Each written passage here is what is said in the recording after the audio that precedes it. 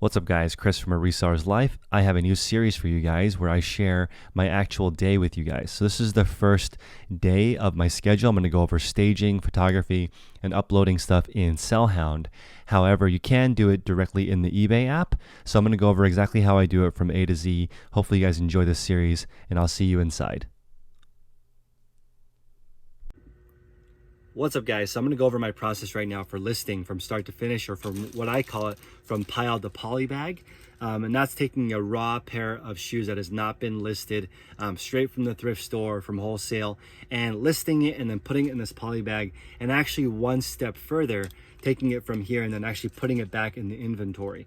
So as you guys have seen in my other videos, I have a bin number. So you can label your bins A, B, C, D, E, or from 0 to 100, or in my case, 0 to 700.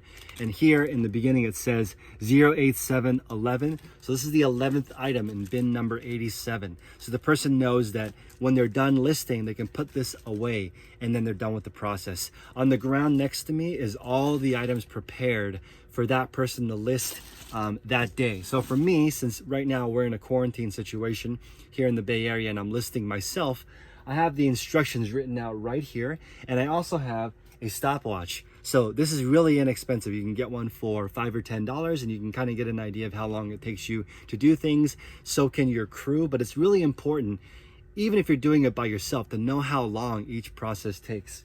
So the key processes here are staging, photographing, uploading on the Sellhound.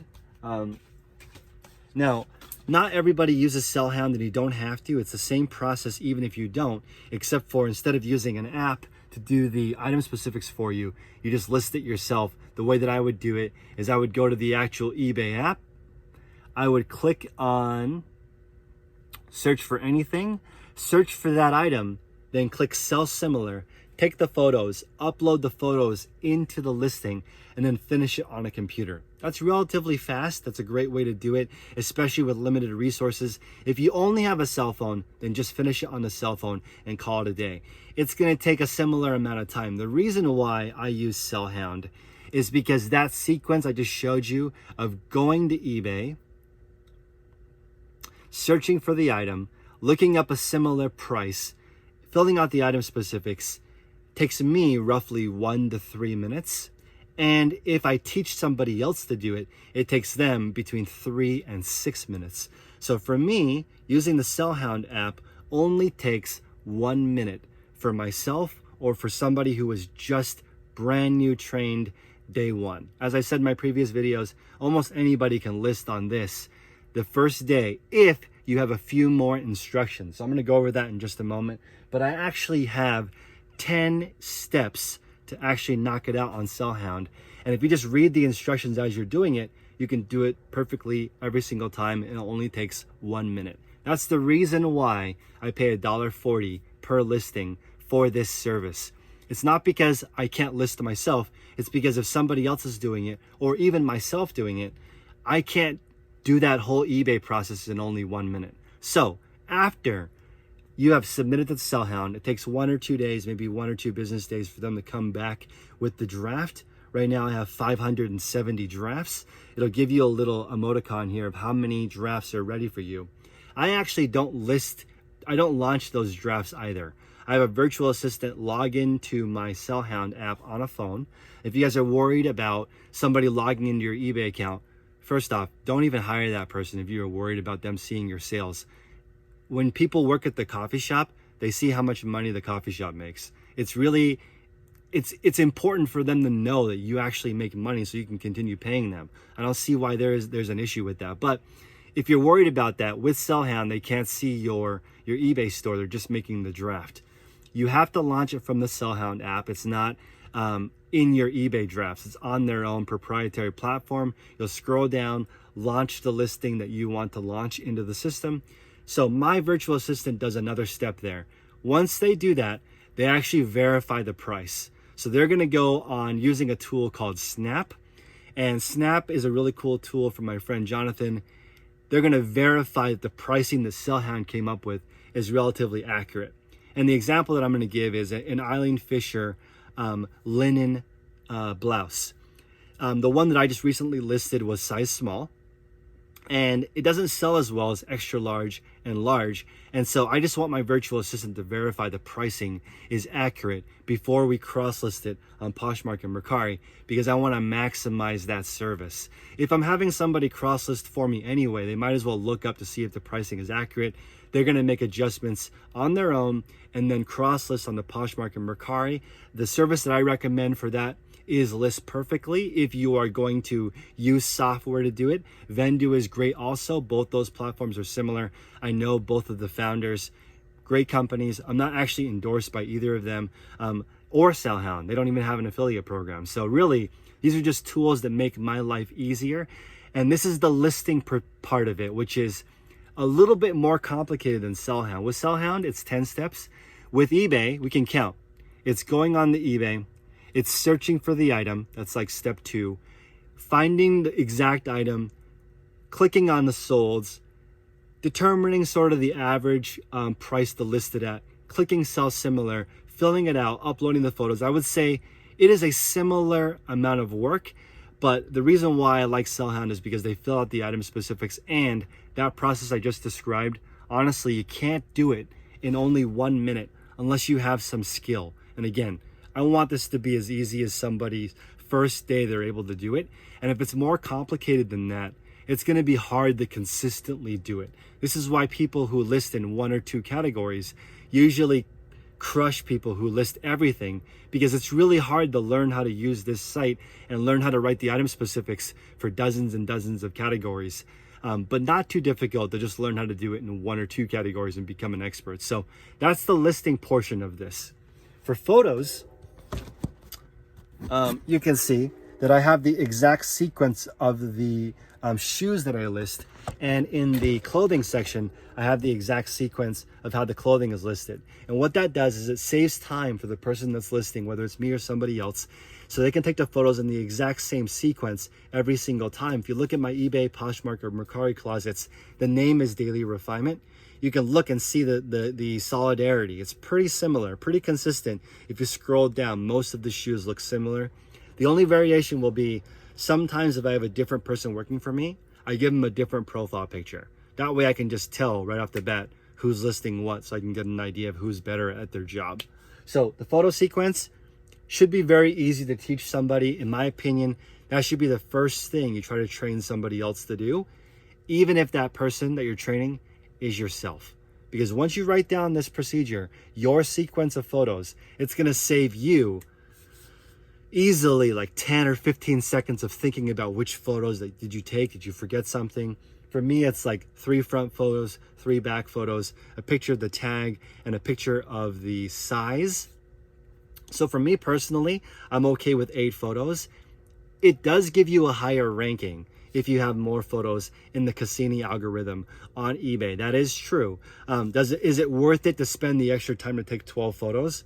In my opinion, it depends on the item. Certain items, you only need 1 photo. People know what it is, they know what the condition is. Other items, you might want to use all 12. But it behooves you to take at least 8 photos on a pre-owned item because you want to minimize returns. Okay, so we went over the Sellhound process, the listing process. You can do this yourself or with software tools or with virtual assistants. Now we're going to go over staging. Staging is also put in here. It may require some minor cleaning. It might require detagging. It might require steaming. It might require the bottom price being wiped off. That's all written down right here so they know what to do. All of the cleaning supplies are in my link, bit.ly/reseller supplies, and they're located right below this station on 2 dim sum carts that I bought from a closing restaurant. So all the supplies are right here. This is actually also the shipping station. So everything is just in 1 unit. So you could actually run a processing center for shoes out of about, a 5 by 5 space. This box is only 3 feet wide. This desk is 5 feet wide, and you need a little bit of space behind you. But notice in this area, there is no clutter. I only have the shipping supplies that I use to ship. I have a scale. I have a Dymo printer. I have a tape measure in case I need to measure something. I also have the sticker tape measuring tape taped down in certain areas of this so that I can just eyeball certain measurements without pulling out the measurements. So staging, really important. Photographs should be the easiest part. Your listing sequence, honestly, you should be able to write your own in about 5 hours of doing this, your own. If you want to see how I did it, it's in my reseller field guide, which is also in the link description, in the description below. That's $35. That's my exact start to finish process from A to Z. But again, there's no reason to copy mine exactly because your process is going to be a little bit different. I'm just sharing the way that I do it. And if you want to get a process going, I recommend that everything is standardized. Once you standardize things, you can actually see how you're doing. You don't know if you're improving or not if you're not using a stopwatch to figure out how long it's taking you. And anything you measure will automatically improve just from the awareness of doing it. If you're too lazy to do this, I just got a message from somebody saying, Chris, I want what you have. I want to be able to show somebody else how to do it, but I don't want to go through that, what you went through to figure out how to do it. I just want to copy yours and hire someone. It's not going to work that way because e-commerce is always changing. The platforms are going to change. Your inventory is going to vary a little bit. You really don't know exactly what's going to happen. If you didn't make your process, it's going to be really hard for you to adjust it when the market changes, and the market is always going to change. The way that I adjust it is I keep track in a 30-day month at a glance planner. These are really inexpensive. It's only about $10. Inside here, I write down all the systems. I'm going to recommend 2 books for you guys. One is Work the System by Sam Carpenter.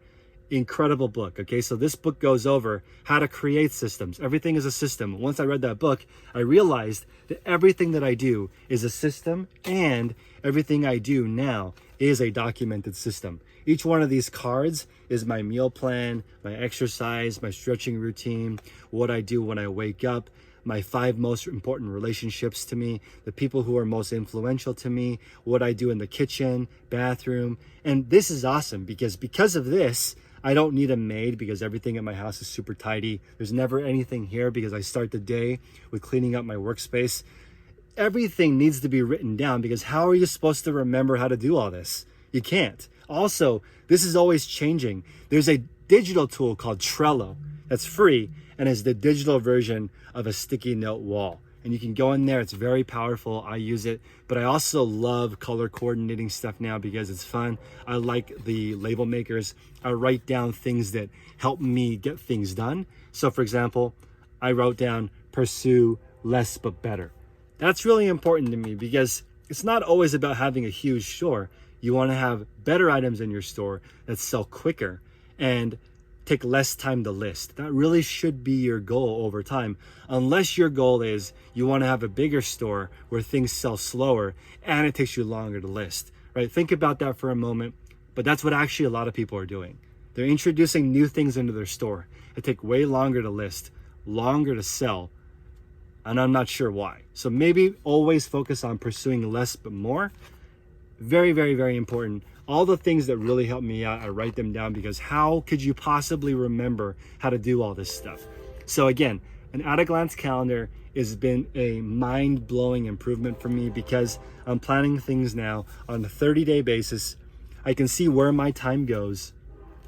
I'm loving it. I love putting down what I do every single day. I'm following Mel Robbins, another book for you guys, The 5-Second Rule. She says, you should just write down what you want to do on one of these little stickies, right? Take the sticky, put it on the front of your phone, and then do that sticky. And that's all. Pretty straightforward, right? So I actually hate Mel Robbins because that's like one of the most effective things ever. But people don't want to do that. They don't want to do the most important thing, so they don't write anything. It's just sort of like a professional way to procrastinate. People who say, I don't want to do things because they're not perfect, in my opinion, hate to say it, but it sounds like you're a little bit lazy because there's no such thing as perfect. You could do this process over and over again, day in and day out, and still make mistakes. There's no perfect way of doing anything, so just get started. Get into it. I'm going to do a time lapse now of me actually doing this. So hope you guys appreciate this type of content.